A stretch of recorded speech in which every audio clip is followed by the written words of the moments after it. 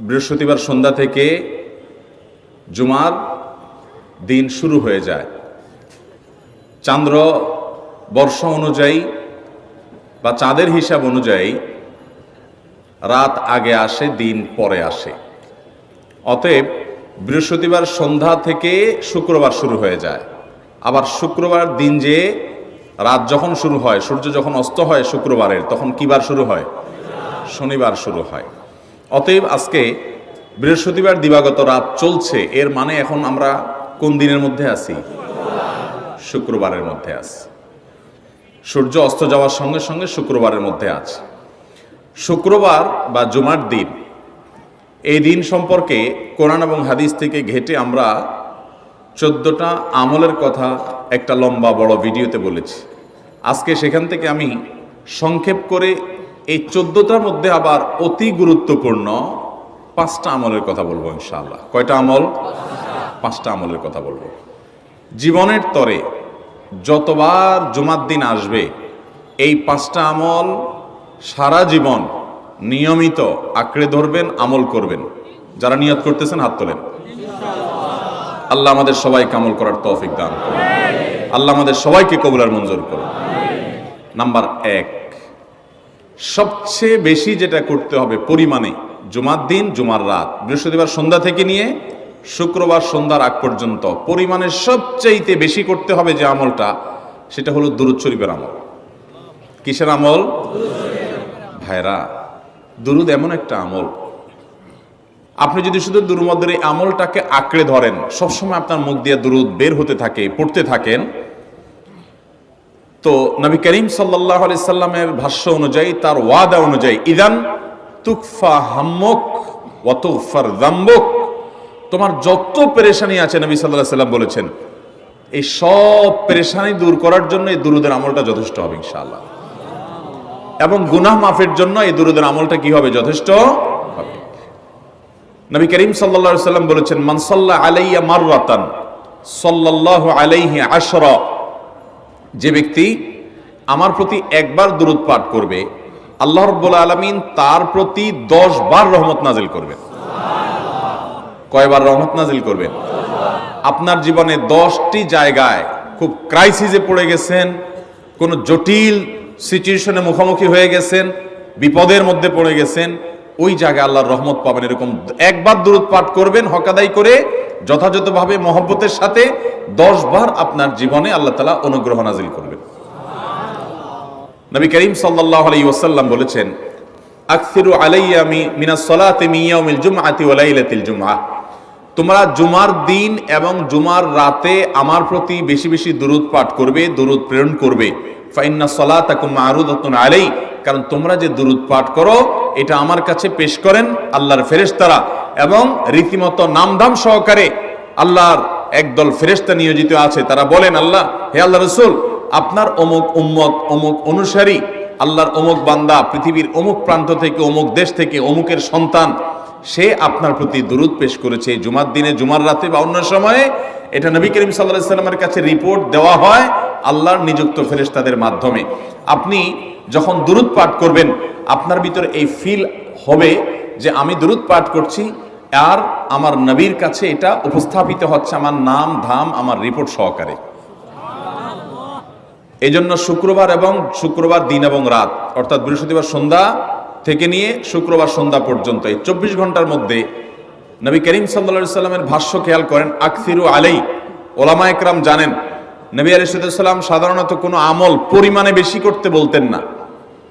পরিমাণে বেশি করতে বলার মতো আমল খুব কম ইসলামে। গোটা কোরআন যদি খোলেন আপনি, পরিমাণে অধিক করতে বলা হয়েছে এরকম আমল খুব বেশি পাবেন না।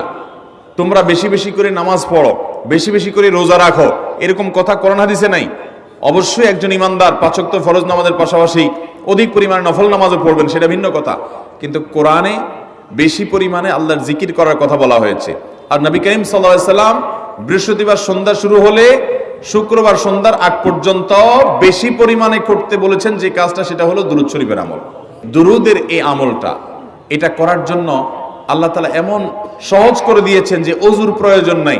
আপনার ওযু নাই, তারপর আপনি দুরূদ পাঠ করতে পারবেন। এবং আপনি এই বড় দুরূদ পড়ার মতো সময় নাই, তো আপনি একেবারে সবচেয়ে সংক্ষিপ্ত দুরূদ পড়েন সাল্লাল্লাহু আলাইহি ওয়াসাল্লাম, তাতেও দুরূদ পাঠের সওয়াব পাবেন। চেষ্টা করব তো ইনশাআল্লাহ। শুক্রবার আসবে, দুরূদ বেশি বেশি করে পাঠ করব।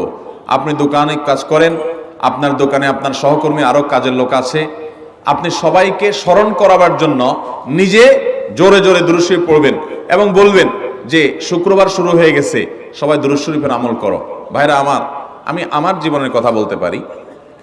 আমার জীবনে ওই যে হাদিসের উপরে ইয়াকিন এবং বিশ্বাস আলহামদুলিল্লাহ ছিল, আমার জীবনে আমি অনেকবার দেখেছি এরকম জটিল পরিস্থিতি হয়েছে যে দেয়ালে পিঠ থেকে গেছে, নড়ার জায়গা নাই, আর কোন আপাত দৃষ্টি থেকে এই বিপদ থেকে উদ্ধারের কোনো পথ নাই। দুরুদ, ইস্তেগফার, দোয়া ইউনুস, এই তিন আমল পাশাপাশি ইয়াজাল জালাল ওয়াল ইকরাম, এই চারটা জিনিসকে এমন ভাবে ধরছে, বিশেষ করে দুরুদ, স্পেশালি সারাক্ষণ দুরুদ। আল্লাহ রাব্বুল আলামিন এমন ভাবে সহযোগিতা করেছেন, এমন ভাবে উদ্ধার করেছেন যে কল্পনা করলে অবাক লাগে এখন যে এটা কিভাবে সম্ভব। ভাইরা আমার, এক সাহাবী নবী করিম সাল্লাল্লাহু আলাইহি ওয়াসাল্লামের কাছে এসে বলছে, ইয়া রাসূলুল্লাহ, আমি যে দোয়া করি এই দোয়ার মধ্যে আমি নিজের জন্য করব, আমার ছেলে মেয়ের জন্য করব, অনেক কিছু করব, এটা সেটা, রিজিক চাইবো, সুস্থতা চাইবো, অনেক কিছুই তো আল্লাহর কাছে চাইবো।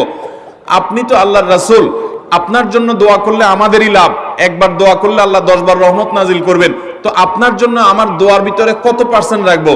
সাহাবী বারবার বিভিন্ন পার্সেন্টেজ বলছিলেন যে 3 ভাগের 1 ভাগ আপনার জন্য রাখি ইয়া রাসূলুল্লাহ, অর্ধেক রাখি, আরো বেশি করে রাখি। তিনি যত বলছেন নবী করিম সাল্লাল্লাহু আলাইহি ওয়াসাল্লাম আরো বাড়ানোর জন্য তাকে উৎসাহ দিচ্ছিলেন। এক পর্যায়ে যখন তিনি বললেন, ইয়া রাসূলুল্লাহ, আমি আমার কোন দোয়ার সবটুকু যখন আপনার জন্য নিবেদন করব, আমি কোন একবার যখন দোয়া করব, দোয়া শুধু আপনার জন্যই করব যখন, অর্থাৎ পিওর দুরূদ যখন পড়বো, নিজের জন্য আর কিছু চাইবো না, শুধু আপনার জন্যই যদি চাই কোনোবার, তাহলে তখন নবী করিম সাল্লাল্লাহু আলাইহি ওয়াসাল্লাম বলেছেন, ইদান তুকফা হাম্মুক ওয়া তুগফার যামবুক, তাহলে তোমার সকল পেরেশানি থেকে উদ্ধারের জন্য এই দুরূদটাই যথেষ্ট হয়ে যাবে, এবং তোমার সকল গুনাহ মাফের জন্য এটা যথেষ্ট হয়ে যাবে। মোহতারাম হাজরিন, দুরুদের আমলটা এত সুন্দর আমল, কিন্তু আবার তাড়াহুড়া করে পড়বেন না, সাল্লাল্লাহু আলাইহি ওয়াসাল্লাম সাল্লাল্লাহু আলাইহি ওয়াসাল্লাম সাল্লাল্লাহু আলাইহি ওয়াসাল্লাম সাল্লাল্লাহু আলাইহি ওয়াসাল্লাম সংখ্যা বাড়ানোর জন্য হুলস্থুল করে পড়লেন না, মুহাব্বতের সাথে সাল্লাল্লাহু আলাইহি ওয়াসাল্লাম সাল্লাল্লাহু আলাইহি ওয়াসাল্লাম আল্লাহুম্মা সাল্লি আলা মুহাম্মদ, অর্থ বুঝে বুঝে আল্লাহুম্মা সাল্লি আলা মুহাম্মদ মানে কি, আল্লাহ আপনি মুহাম্মদের প্রতি শান্তি বর্ষণ করুন। আরে ভাই, মুহাম্মদ সাল্লাল্লাহু আলাইহি ওয়াসাল্লামের প্রতি আল্লাহ তাআলা শান্তি এমনি বর্ষণ করবে, আপনি আমি দোয়া করলেও করবে, না করলেও। কিন্তু মাঝখান থেকে আমরা, ভাইরা আমার, কোন বড় কর্মকর্তার কাছে আপনার কোনো কাজের ঠেকা আছে, কর্মকর্তার ওই ছেলেটার আপনি দেখছেন যে খাচ্ছে না, আপনি যদি বলেন, স্যার ছেলেটা খাচ্ছে না স্যার, একটু ডাক্তার দেখান স্যার, এভাবে তো বাঁচবে না, ওর কষ্ট হচ্ছে স্যার, আপনি বললেও উনি ওনার ছেলের দিকে কেয়ার করবে, কিন্তু আপনি এটা বলার কারণে তার নৈকট্য পাবেন কি পাবেন না, তার সিম্প্যাথি পাবেন কি পাবেন না। আরশে আজিমের মালিক তার হাবিবকে এত মহব্বত করেন, তিনি তার হাবিবের প্রতি এমনিতেই রহমত নাজিল করবেন, তাকে বিভিন্ন মর্যাদা আগে থেকেই দেওয়ার ঘোষণা দিয়ে রাখছেন, কিন্তু আপনি আমি দোয়া করলে আল্লাহ তাআলা তার মাধ্যমে আমাদের ভাগ্যকে সুপ্রসন্ন করে দিবেন। দুরুদের আমলকে জীবনের তরে আঁকড়ে ধরবেন ভাই, শুধুমাত্র জুমার দিন আর জুমার রাত না, সব সময় অধিক পরিমাণে। আরাবিয়ানদের মধ্যে আমলটা খুব বেশি আছে, তাদের দেখবেন তারা দুইটা আমল, মুখে দুইটা আমল, ভালো মন্দ তাদের মধ্যেও আছে, কিন্তু এই দুইটা আমল তাদের মধ্যে খুব ভালো। বেশিরভাগ মানুষই দেখা যায় অবসর সময় আস্তাগফিরুল্লাহ, ইস্তিগফার করছে অথবা দুরুদের আমল করছে। আমাদের অবসর সব সময়গুলো নিয়ে গেছে মোবাইল ফোন। ভাইরা আমার, 4 বছর, 5 বছর, 6 বছর, 7 বছর, 10 বছর ধরে মোবাইল টিপতেছেন, ফেসবুক টিপতেছেন, ইউটিউব টিপতেছেন। বুকে হাত দিয়ে আমাকে জবাব দেয়া লাগবে না, নিজের বিবেককে একটু জবাব দেন। এই 10 বছর ফেসবুক, ইউটিউব, টিকটক, হোয়াটসঅ্যাপ টিপে আপনার অর্জন কি হয়েছে একটু হিসাব মিলান। এই যে স্ক্রল করতেছেন আঙ্গুল দিয়া, ঘন্টাকে ঘন্টা এই আঙ্গুল দিয়ে টানছেন টানছেন, নিচের দিকে যাচ্ছেন স্ক্রল করে ফেসবুকে, ইউটিউবে, একের পর এক, আপনার জীবনে অর্জনটা কি হয়েছে বলেন? ভাইরা আমার, এই মোবাইলের নিয়ন্ত্রণ করতে হবে, প্রয়োজনে ব্যবহার করতে হবে, কিন্তু এটাকে অনিয়ন্ত্রিত ব্যবহার করা যাবে না। একেবারে যখন তখন সারাদিন টিপাটিপি করলেন, আজকাল তো পোলাপান টয়লেটে গেলেও নিয়ে যায়। আল্লাহ তাআলা আমাদেরকে এই রোগ থেকে বেঁচে থাকার তৌফিক দান করুন। ভাইরা আমার, জীবনটাকে পরিবর্তন করতে হয়, সারা জীবন তো একরকম থাকলে হবে না। বহুত পাগলামি করেছি, আসুন নিজেকে সংশোধন করি। তাহলে জুমার দিন উপলক্ষে 1 নম্বরের আমল বলেছি, বেশি বেশি কোন আমল করতে হবে? সারা জীবন মনে রাখবো তো ইনশাআল্লাহ। বাসা বাড়িতে পরিবার লোকদেরকে মনে করাবো তো ইনশাআল্লাহ। আমি আমার ড্রাইভার থাকুক, আমার ছেলে মেয়ে থাকুক, আমার পরিবারের লোক থাকুক, আমি আমার কথা আপনাদের বলি উৎসাহের জন্য, যে জুমার দিন শুরু হয়ে গেলে শুধু আমি না, আমার পরিবার অন্যান্যরাও একে অন্যকে আমরা স্মরণ করে দিই। কে কে দুরূদ পড়তে কতবার পড়ছো, কেউ পড়ছে কিনা একবারও, সন্ধ্যা হয়ে গেছে, অনেক হয়ে গেছে, সবাই শুরু করি, আমলটা করবো তো ইনশাআল্লাহ। নাম্বার 1। নাম্বার 2, জুমার দিন উপলক্ষে অন্য যে কোনো দিনের চাইতে জুমার দিন অর্থাৎ শুক্রবারের ফজর নামাজ পুরুষরা মসজিদে জামাতের সাথে পড়বেন, জামাতের সাথে পড়ার নিয়ত করবেন পাক্কা। কারণ অন্য যে কোনো দিনের ফজর নামাজ না, শুধুমাত্র যত নামাজ আছে, নবী করিম সাল্লাল্লাহু আলাইহি ওয়াসাল্লাম বলেছেন, আফদালুস সালাওয়াতে ইনদাল্লাহ